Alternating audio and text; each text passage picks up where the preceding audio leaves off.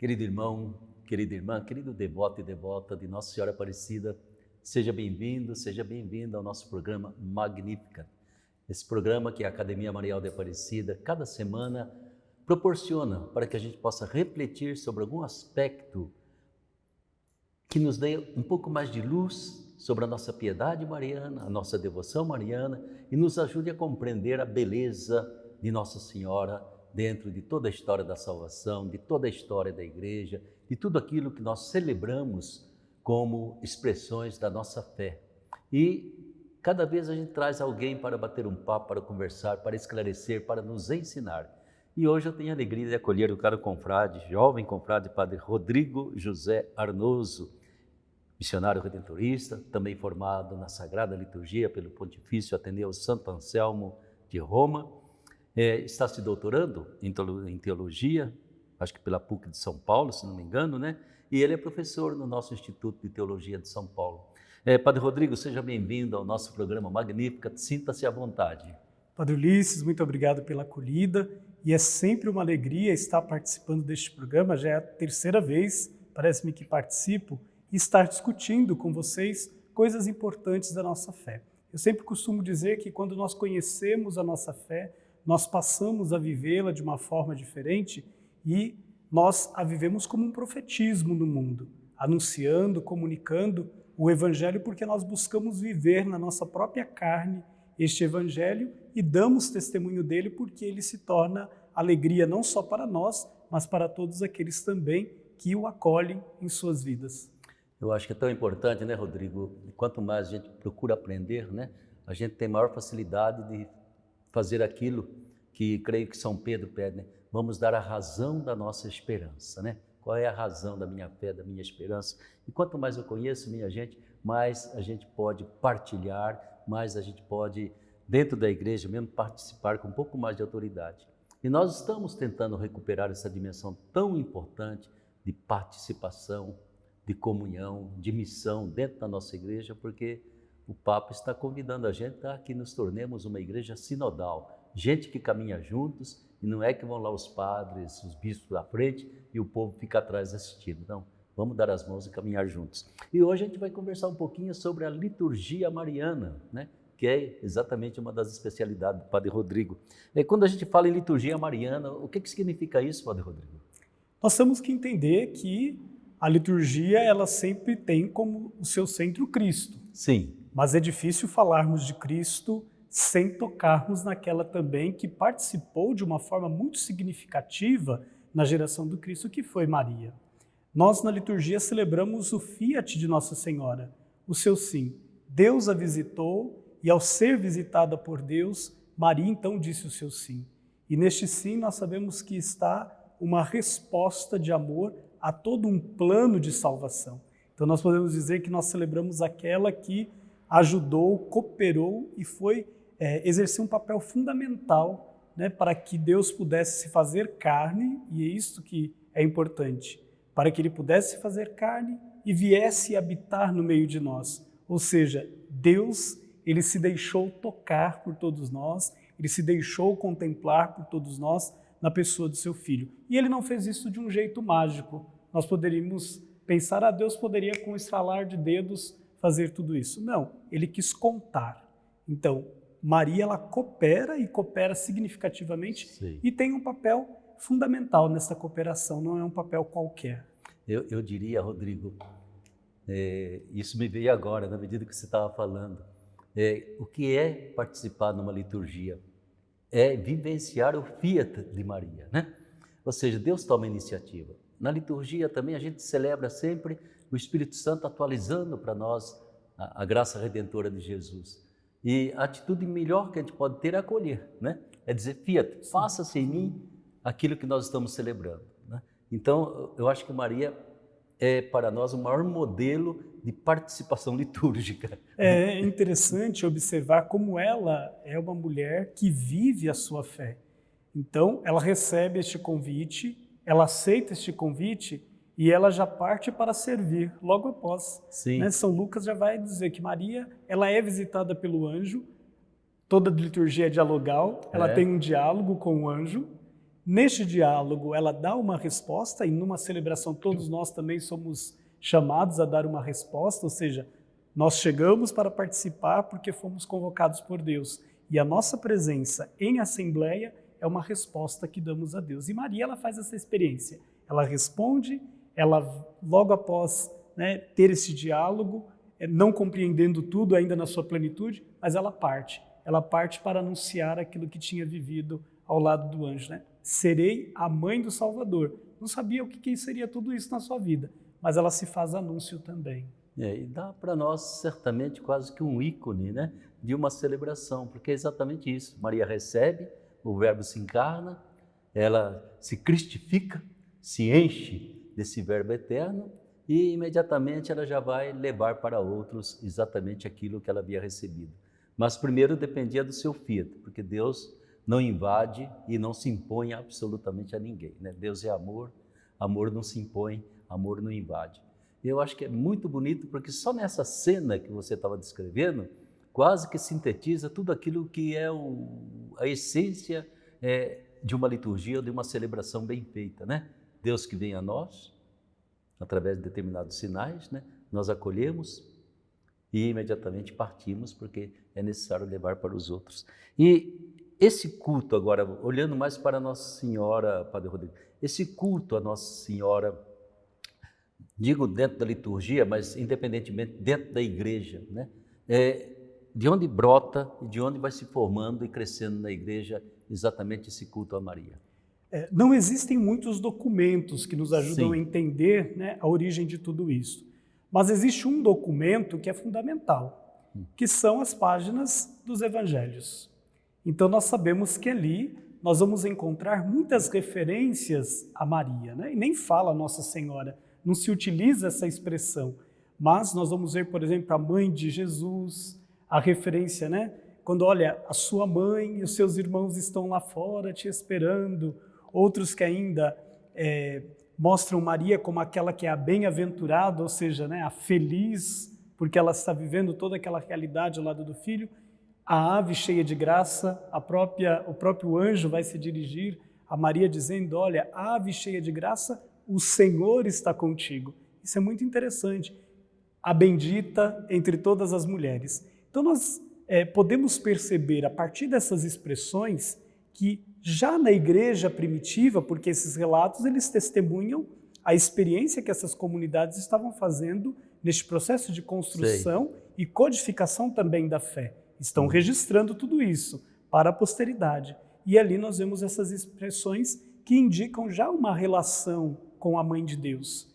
E nesta relação nós podemos perceber que as comunidades também estabelecem uma intimidade com Maria e a tem também como o modelo de orante, o modelo de discípula do Senhor.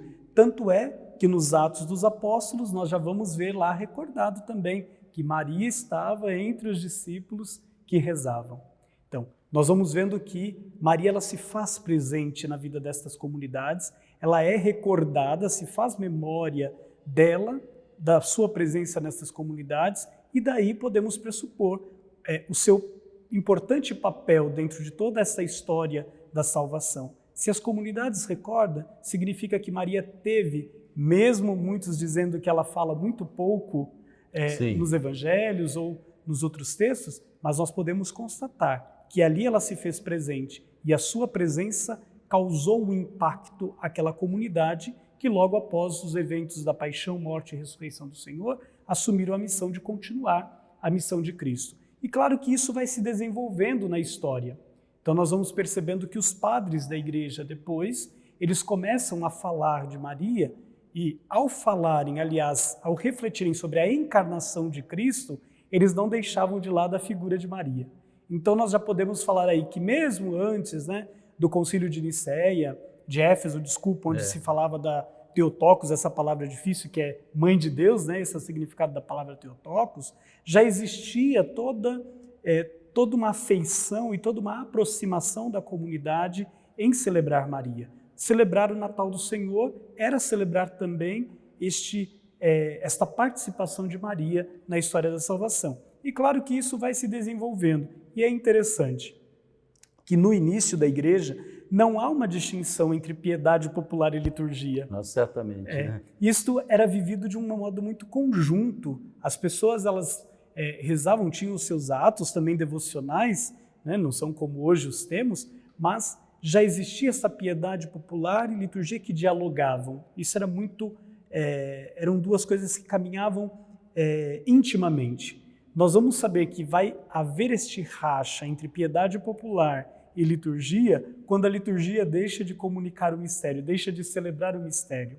Quando a liturgia passa, então, a assumir algumas características, por exemplo, do império, dos ritos, né, do imperador e outros, e vai havendo, então, essa dissociação de liturgia e piedade popular. E a liturgia vai deixando de ser, então, fonte perene de espiritualidade. E aí o que acontece? As comunidades começam a encontrar outros caminhos para se relacionarem com o mistério. Será que, às vezes eu fico pensando, que exatamente nessa passagem daquela vida simples de comunidade, que se reunia, recordava um pouco do Antigo Testamento, recordava principalmente aquilo que os apóstolos haviam deixado, né? E louvava a Deus, agradecia, repartia o pão, fazia aquele momento eucarístico profundo, né? Quando passa essa pequena comunidade a se constituir em sociedade oficial, principalmente no Império Romano, né? Num certo sentido, Jesus vai ficando mais distante. Ele vai criando uma figura assim meio divina, bem lá no alto, né? Nossa Senhora continua humana. Sim. Ela continua mulher, continua humana, continua bem perto, continua próxima, né? E aí, quando você diz que aconteceu essa calamidade pública, dessa dissociação, né? Até porque a língua ninguém mais entendia, a língua latina já tinha escapado de ser língua popular. Realmente a coisa fica aqui para o clero, né, e o lado do povo. Eu sempre acho que foi o Espírito Santo que deu um jeito nisso. Quando ele percebeu que não tinha mais jeito, ele fala, tá bom. Ele começa a inspirar a piedade popular, né, e nessa piedade popular, voltem para casa de Nazaré, lá é com Maria que vocês vão encontrar Jesus. Né? E vem toda essa história da piedade popular. Eu penso que nós temos uma passagem, né, porque nós passamos da casa-igreja para igreja, né? E a igreja basílica, vamos dizer, né? E templo, né? E templo. E aí as pessoas, elas vão se afastando do mistério, porque o mistério já não está sendo mais celebrado, não está mais atraindo, não está mais envolvendo a vida da comunidade, como as primeiras experiências que essas comunidades estavam fazendo. E aí é preciso encontrar um modo, um caminho para se manter fiel na fé. E aí a gente pode até dizer que a piedade popular foi o sistema imunológico da igreja. E o Papa depois vai lembrar isso, né? Numa conferência que faz aos reitores de santuário em Roma, o Papa Francisco, dizer, olha, a piedade popular é o sistema imunológico da igreja. Por quê? Quando nós começamos com a liturgia da igreja a nos distanciarmos do povo, a já não mais falar ao povo através da liturgia, anunciar a palavra através da liturgia, a piedade popular ela entra para salvar esta realidade e para manter as pessoas nas comunidades. É interessante que todo o contexto de evangelização, por exemplo, da América Latina, acontece através da piedade popular. Nós podemos ir em vários cantos da América Latina, vamos ver a realidade muito presente dos santuários e, sobretudo, de santuários com títulos dados a Nossa Senhora. Por quê? A mãe, ela sempre atrai, ela sempre aproxima de si. E, claro, Maria, ela não tem, né, penso eu, em momento algum da história, o desejo de atrair para si. Mas ela é sempre aquela que, olha, fazei tudo o que ele vos disser. E esta é a experiência, olha, a centralidade da nossa fé está no Cristo. Mas ela é colocada como aquele modelo da orante, o modelo da mulher que sabe dialogar com o Senhor, da mulher que sabe acolher e sabe, ao mesmo tempo, também anunciar a experiência que faz. Então, tudo isso vai atraindo o nosso povo e as pessoas vão se sentindo mais próximas da fé através de Nossa Senhora. Nós podemos até dizer, Maria como uma estrada que nos leva ao Cristo. Sim, e creio que o grande desafio que nós temos, né, e que a própria Academia Marial procura levar em frente na reflexão sobre Nossa Senhora, é novamente fazer essas duas vertentes se encontrar, né? De tal modo que não caiamos naquilo que foi a grande tentação e a grande perda que tivemos, que praticamente a liturgia é transformada em espetáculo social, né? Absolutamente incompreensível para quem estava vendo. Eu ainda me recordo de criança, né? A gente ia rezando o terço enquanto o padre dava um jeito na missa. Isso. E não havia uma ligação de participação, da gente saber a missa é nossa. Não, não é. O padre a gente paga lá para as almas do purgatório, ele reza e nós vamos rezando aqui o nosso tercinho, vamos dando um jeito, né? E eu tinha inclusive o pároco era um holandês que não falava bem português, aí na hora do sermão, os homens saíam tudo lá fora para pitar. E eu... a hora que terminava o sermão, porque o sermão também era incompreensível, sim, a missa em latim e o sermão num português que ninguém entendia.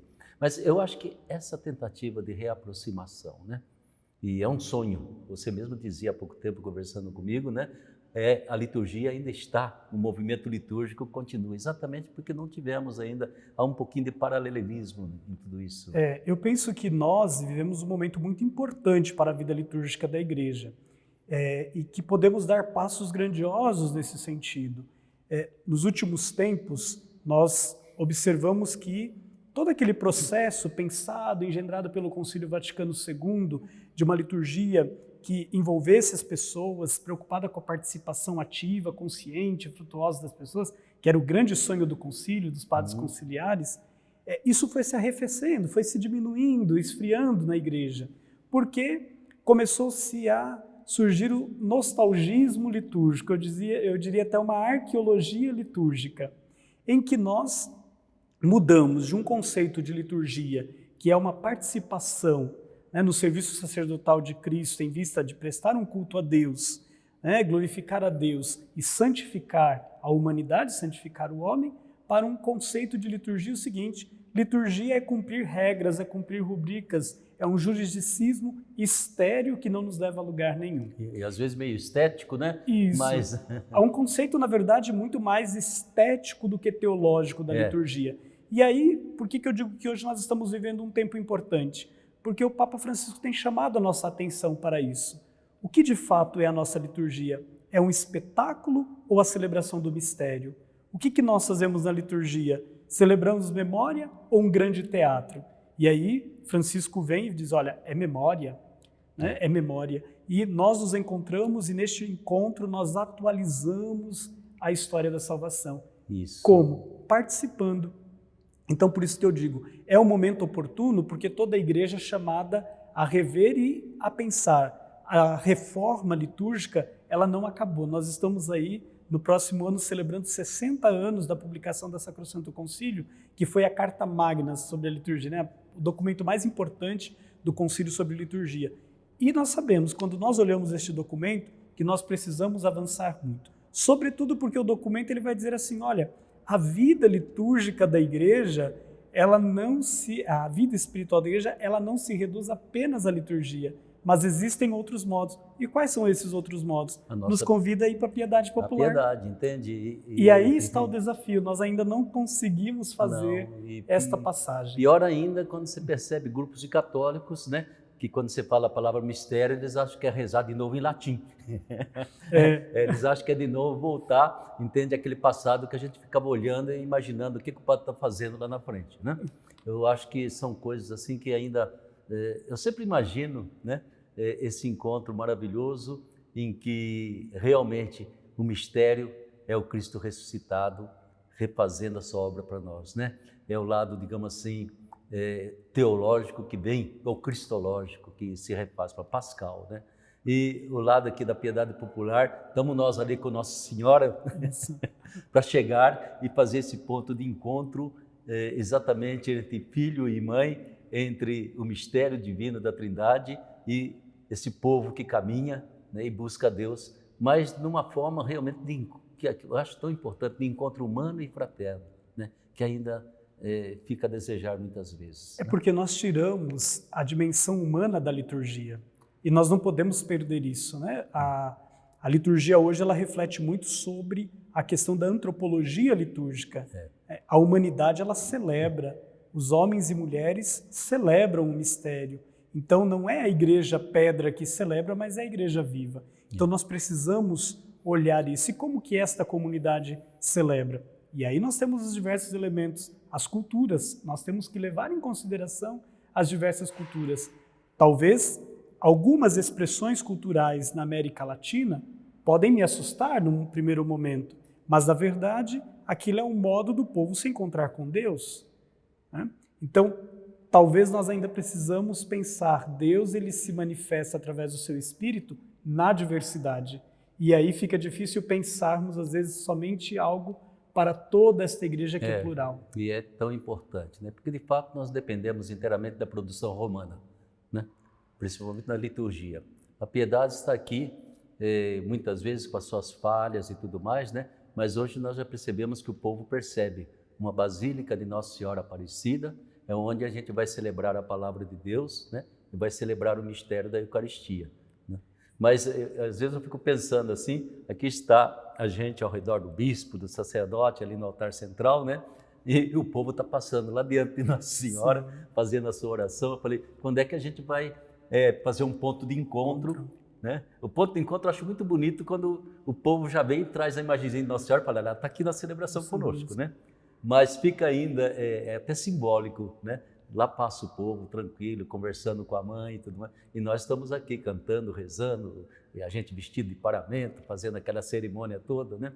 Então, você toca num ponto que eu acho muito importante, né? Que eu digo assim, a liturgia tem que penetrar na piedade popular e a piedade popular penetrar na liturgia, mais ou menos quando a gente celebra a novena de Nossa Senhora, viu? Aquilo é festa. Sim. Aquilo realmente... Eu costumo dizer que nós precisamos, a liturgia precisa deixar-se evangelizar pela piedade popular. Sim. E a piedade popular deve também evangelizar-se a partir da liturgia. Tanto é que a gente vê, a igreja ela dá algumas orientações, né, para a própria piedade popular e a liturgia, né? A Bíblia é o fundamento de tudo, né? Como perceber a revelação de Deus também na piedade popular? Nós, às vezes, fechamos os nossos olhos, achamos que Deus não se revela nestes espaços, né?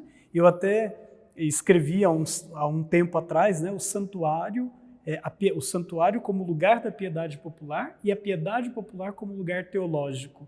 Porque quando a gente pensa o lugar teológico, eu estou dizendo, olha, Deus ele se manifesta também ali. Não é só a Eucaristia que é manifestação, mas ele se faz presente de muitas outras formas. E, infelizmente, hoje, dado alguns movimentos contrários a esta renovação litúrgica, nós vivemos essa dissociação.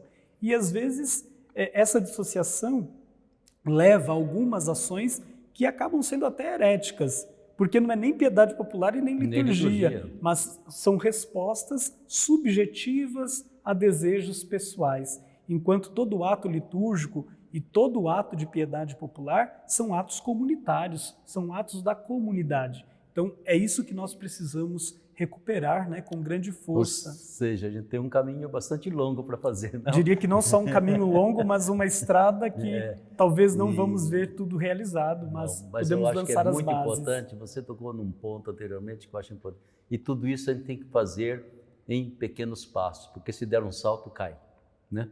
E às vezes a retroação é muito maior do que o passo que a gente deu. Então, esses pequenos passos, né? E esses pequenos passos mas eu acho que é bom que o povo, que todos vocês que estão assim participando, falem, eu sou agente desse caminho em frente e não num caminho de marcha ré, né? Eu sou agente de provocar um pouco mais de participação, de comunhão, né? E não de ir para trás.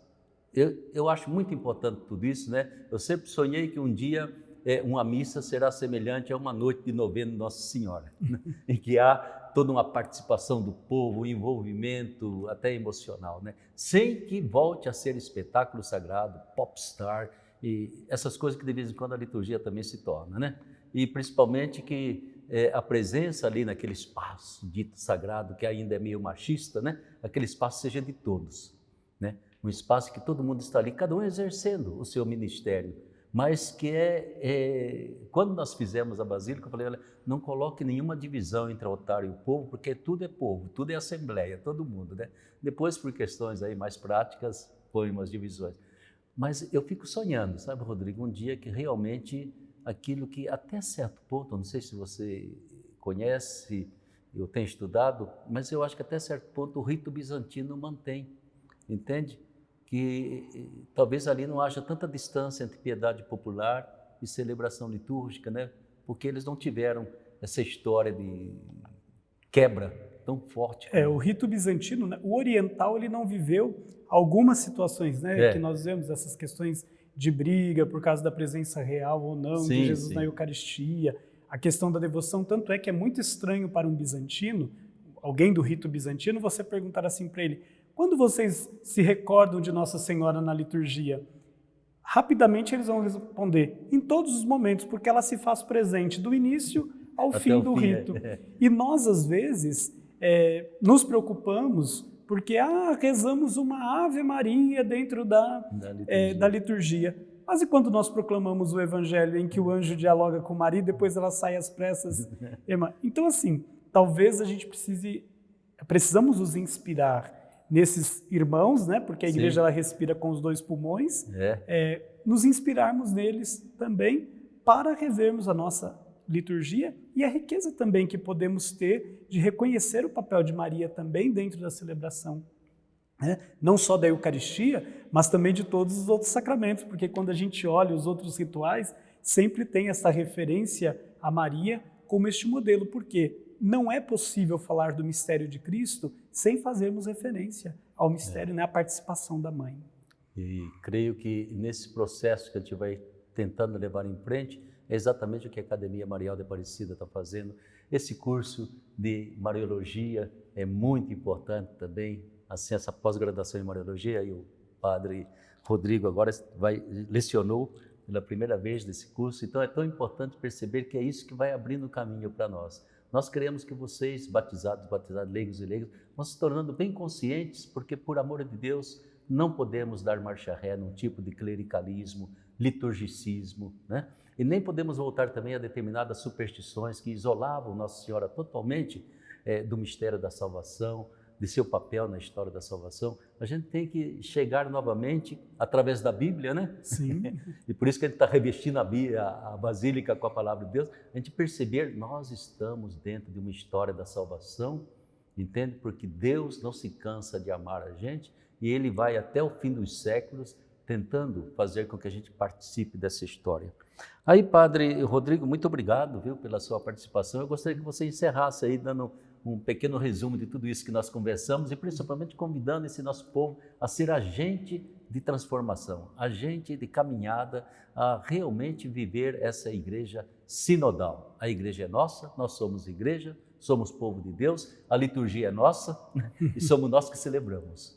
Maria nos ensina a ser esta igreja sinodal, Sim. Porque ela caminhou junto com os primeiros discípulos, ela fez história com os primeiros discípulos e com eles também ela anunciou, né, o ressuscitado e anunciou com toda a sua vida.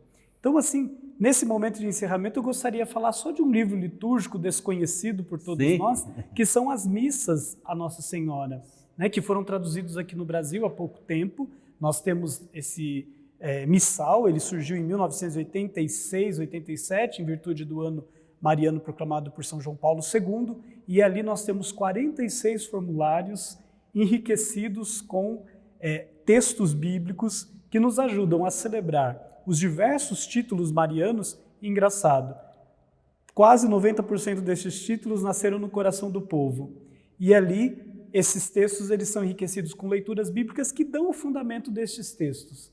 Então, assim, as nossas comunidades precisam conhecer este livro, precisam utilizar este livro, porque é uma catequese que nos ajuda a entrar no mistério de Deus, assim como Maria também entrou no mistério, e foi por entrar neste mistério que ela se tornou capaz de anunciar este mistério e convidar outros também para participarem.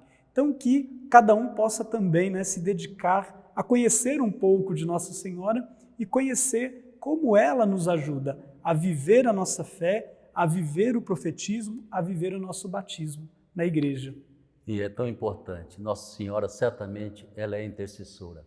Nossa Senhora, ela recorremos, assim como filhos e filhas recorrem à mãe em qualquer necessidade, perdão da palavra, em qualquer dor de barriga espiritual, física e tudo mais, nós estamos recorrendo à mãe, né? Mas não podemos, né, Rodrigo, esquecer, ela é a obra-prima de Deus como redimida. Ela é a Imaculada Conceição. Ela é o modelo mais bonito que nós temos, né?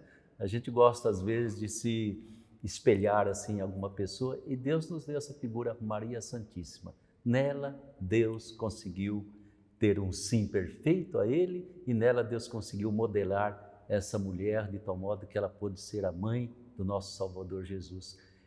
Essa integração tão profunda de Nossa Senhora, que a gente já tem dentro do coração, porque nunca... Eu acredito até que aqueles que muitas vezes vão contra Maria Santíssima, eles estão indo contra o seu próprio coração. É tão importante a gente perceber. É através do coração de Maria que eu chego ao coração de Jesus. E ao mesmo tempo, todo o mistério da salvação traz consigo essa dimensão de um amor profundo, que parte de Deus para nós e deve provocar em nós também uma resposta de amor. E nesse ponto, Maria é a maior de todas. Com certeza, podemos tê-la como um modelo para vivermos uma vida intensa de oração, uma vida intensa de comunidade e, sobretudo, esse desejo de caminharmos juntos para aquilo que é o nosso fim, encontrarmos-nos definitivamente com Deus. Exatamente. Então, muito obrigado pela sua atenção, viu? Espero que tenha ajudado você a refletir um pouco. Muito obrigado, Padre Rodrigo. Muito obrigado, Padre Ulisses, pelo convite. Pode ter certeza que mais vezes a gente vai Será sempre uma alegria. Conversando, né? E que Nossa Senhora abençoe você, abençoe sua família, nos ajude a vivenciar sempre com muita esperança a fé que nós temos. Ninguém mata o amor e ninguém pode acabar com a nossa esperança. Em tudo isso, Maria caminha conosco. Um grande abraço e a bênção da Mãe Aparecida para todos vocês.